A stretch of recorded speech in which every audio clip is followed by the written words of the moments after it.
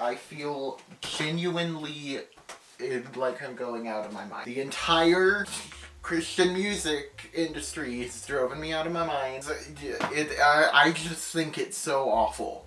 Christian music. I am a Bible-believing Christian. I love Jesus. I've accepted Jesus into my heart, confessed my sins, go to church, have been baptized, and all the things. Church and baptism's not what saved you. It's the Jesus that saves you.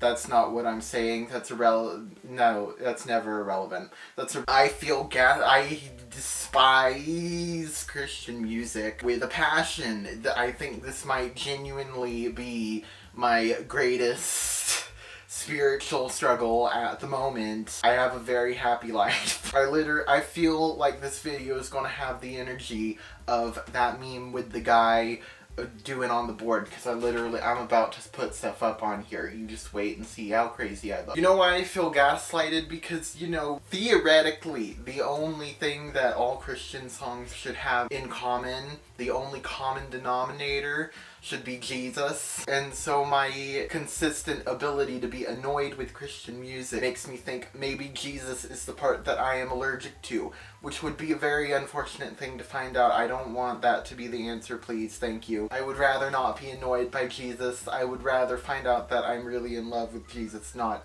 allergic. Stop it. It's either my problem or it's the entire music industry's problem, and that's not very in my favor, is it? I listen to so much music, and I always feel so guilty listening to secular music, but what else am I going to do because I despise Christian music? It's so bad. There's only two reasons that I stick to the notion that it's their problem and not mine, and it's the fact that people usually tend to agree with me, and by people usually agree, I mean that my mom agrees with me. The other thing that keeps me from completely losing my mind is Half Alive, because they're the only Christian band, and Zotek as well. They're the only Christian bands that I think can be excluded from the complaints that we're about to get into that I have with Christian music. Now that I'm saying that, I'm wondering if they've ever actually expressly mentioned Jesus. I am overthinking everything. I feel gaslighted. So I have some questions, or some of them are statements actually, but I have some things that I would like to say to the Christian music industry in general. Why don't you get good, loser? Seriously, why is it just all bad all the time? It's just bad. Full stop, period. Cancelled and done. No further paragraph needed. There's going to be more paragraphs. You see how long this video is? You know why I think it's just bad in general? Laziness. Very basic, boring lyrics, very basic, boring chords, progressions, or C chords. I don't know anything about music, actually. I'm completely unqualified to make this video. But laziness. Like, I never like the music itself. There's something not there with the actual music. And then there's a lot not there in the lyrics. The next thing I would like to say to Christian music is, get your dead shark eyes away from me. Stay back. Why is it also passionless? Dead. Absolutely. Sometimes I listen to Christian music and I'm like, do you actually mean any of these lyrics you're saying? It just sounds like you sewed together a bunch of Bible buzzwords, churchy buzzwords. We got prayer, we got amen, hallelujah, praise, sinner. We put those together, we'll mix it in a pot and put them in a way that sounds correct, and then we'll put a C chord over it. I can get behind any song, I think, if I can get the vibe that the person that made the song felt passionate about it and poured passion and love into it. And I don't hardly ever get that from Christian music. I'd never get that vibe. It always feels so dead. So dead. That is the last thing that you should describe Christian music as, is dead. It's like there's no spiritual maturity. You've just strung a bunch of Bible buzzwords together, or like taken some Bible verses that sound nice and set them to music, but they don't actually apply to your life and you don't have no actual emotion going out to them. There's an occasional song that I hear where it feels like they feel passion for Jesus. They have a passion for Christ. And that is cool, but they don't have the passion for music. This feels borderline idolatrous to say. I don't know if I'm correct about this, but I feel kind of like in order to truly honor God in a creative way, you have to be passionate about Christ, but also you have to individually be passionate about that creative thing. I don't know. That is my feelings. You guys are my therapist today. You can't yell at me. Who the heckity heck likes contemporary music? Who likes contemporary music? No one. Nobody on the planet. Almost all Christian songs are contemporary songs. So if you're Christian, you don't really have a choice about whether you like contemporary or not.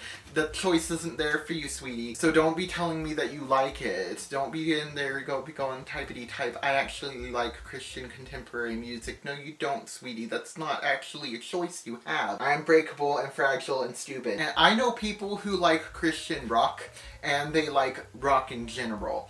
I know people that like Christian pop and Christian rap, and then I know people that like pop or rap in general. I've never heard anyone say they like contemporary music except in the context of Christian contemporary music. I mean, if you like Christian contemporary music, I don't believe you because you don't really have that choice. And if you like secular contemporary music, I still don't believe you because I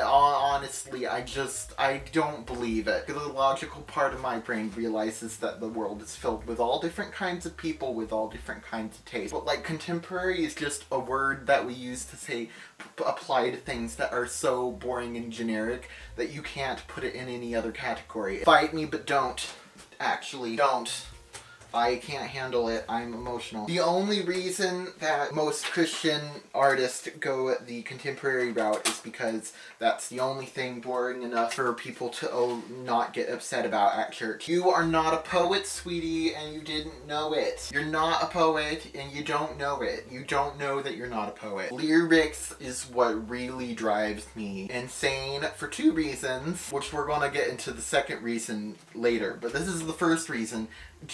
It's not good. I don't know anything about music, but I know a lot about writing, and no Christian artist has ever heard of the phrase show don't tell. Seriously? What? Why is it so generic? Why are you so...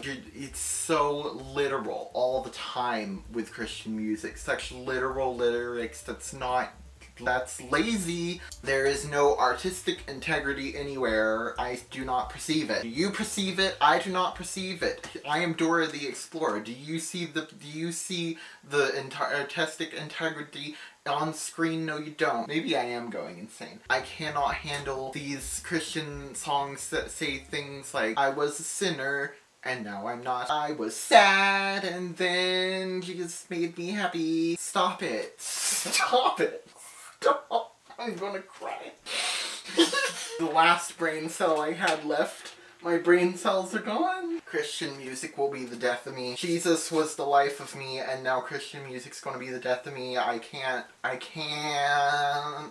feel like the fact that I excluded Half Alive from all of this reveals something embarrassing about me that I don't recognize. Something about that feels cringe, and I don't know what it is. I can't put my finger on it, but I feel like I've revealed something about myself that I'm gonna wish I hadn't. This is a form of mental torture. Hi, hello. So I just ranted on for a very long time without getting anywhere because I forgot one of my points and I was trying to combine 2 points together in my head and that it wasn't working out for my brain. Pick a side, hun. Pick a side. I cannot stand it. I don't want to say there's a wrong way to make a song, there's a wrong way to be creative, but yes there is, and that way is by having 2 different emotions in one song. I do not like it. I cannot vibe with it. So much Christian music tries to fit multiple emotions into one song. They try to have this whole arc, and you would think, Daniel, you're a children's author, you should like story arcs, but no, not in music. Novels are movies, but poetry, which music is kind of poetry, poetry is a picture. It's one thing. It's one snapshot, one frame, one emotion. Not saying that doing it a different way is wrong, but it is actually. I can't go to it when I'm sad, and I can't go to it when I'm happy. All the Christian music is too happy to be sad to, and it's too sad to be happy to, because they try to make like an arc. Like they start talking about like sin and suffering and stuff, but then they backpedal into yeah but Jesus, ignore the pain because Jesus. Stop it. I don't think that I think it's close, but not quite. You are supposed to praise Jesus through your suffering, but not in this. I don't think it's the same kind of praise that you give when you're sad. I don't know where I'm pulling that idea from. Actually, I've never heard anyone say that that's a different kind of praise. That's just something that I'm kind of, that feels natural for me to say. I don't, that might not be true, actually. But I use music for entertainment purposes. Entertainment purposes! And I also use it to help me process my emotions. I need a song about one emotion so that I can listen to that song 20 times on repeat and just vibe in that emotion and process that emotion, whether it's happy emotion or sad emotion. I need to be able to play one song on repeat and feel just that emotion. Having an emotional arc is for playlists. That's for albums as a whole, not for one individual song. I need to process one emotion at a time and not be jolted back and forth between two. Feels like a mess. It feels like a mess. We played the pipe and you didn't dance. We played a dirge and you didn't cry. But what is this? This isn't a pipe. This isn't a dirge. This is a mess. What am I supposed to do with this? I can't cry to it because there's pipe and I can't cry. I can't do anything with this song that is both happy and sad at the same time. It's not working. It doesn't work. Doesn't work. And they're like all like that. They're not all like that. That's not true. But at least a good 50% of them are like that, and I can't with it. I can't. Yes, it also annoys me that I'm putting this at the top when I have obviously been creating a pattern. But there's no more room in the frame. We get it, Jenny, you're skinny. Where is the emotional vulnerability? Where is it? Where is it? I do not perceive it. You were supposed to leave that emotional vulnerability on my desk, and where is it? It's not there. I said on my desk by 9:30. Where is it, Jenny? Jenny?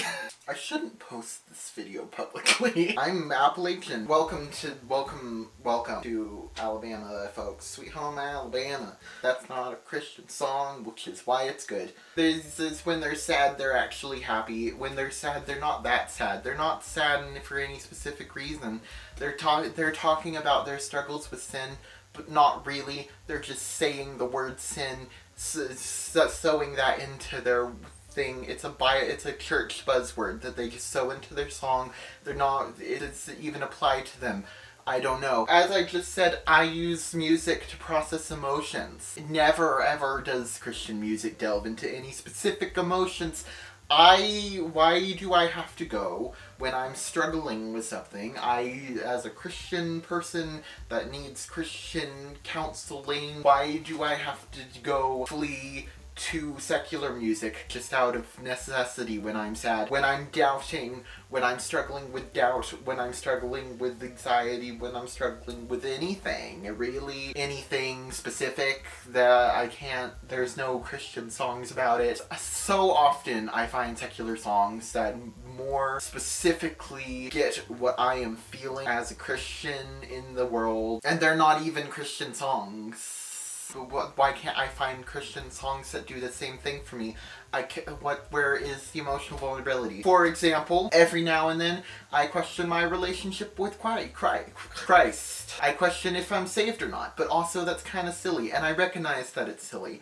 And you know what? I don't know how to pronounce her name, but Dua Lipa's song, If It Ain't Me, she's singing about kind of making fun of herself for the irrational fear that he's just gonna disappear. And that song captures my feelings about feeling like I'm gonna lose my salvation way better than any Christian song ever has in my life. And she's not even talking about Christian life, she's talking about a guy. It's kind of silly and funny in a way, and Christian music, it's just not ever like that. It never gets me. Christian music doesn't does not get me. And that concerns me because why doesn't Christian music get me of all the things that should get me? Christian music should get me what's wrong with me. That Christian music doesn't get me.